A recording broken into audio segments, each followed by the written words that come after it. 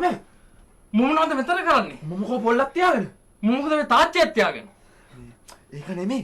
මේ විජය මාව හම්බෙන්න ආවනේ. විජය මාව හම්බෙන්නත් ආවා. ඒකයි බං මම ඉක්මනට ආවේ ඇඳුම් ටික අරන් යන්න. ආයෙනම් උඹටත් යන්න කිව්වා. ඌ බං මෙතනින් ඇඳුම් ටික අරන් ඉක්මනට මාරු වෙන්න ඕනේ. ඒක නෙමෙයි එන අපි මේ හදිසියෙ කොහෙද යන්නේ?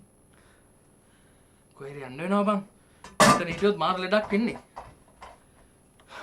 මේ නෝනෝ විජයකෝ දෙන්න මාරු වෙලා බං. මේ එන හරි මම පටස් කියලා මම බඩු කරලා හැටි කරගන්න. ඵලෙන්.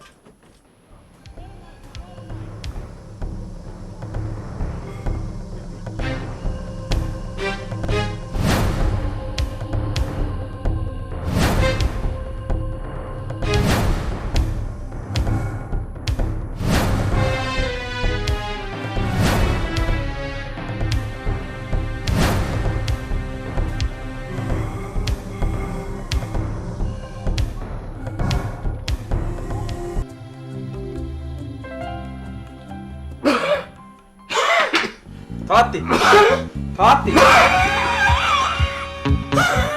තාත්ති තාත්ති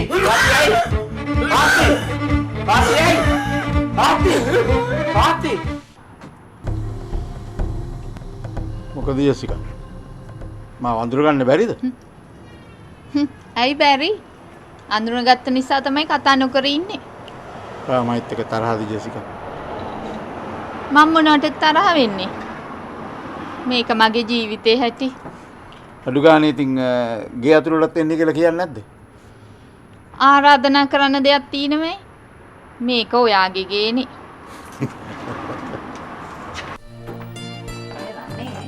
ඒ මොකද?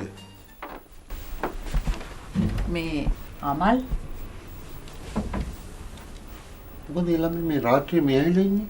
එයා අපේ ගෙදර නවතිලා. වට පිස්සුද? හරි. ඔයා කෑ ගහන්න තු ඉන්නකෝ. එයා ඉන්න ගෙදර පොඩි ප්‍රශ්නයක් වෙලා.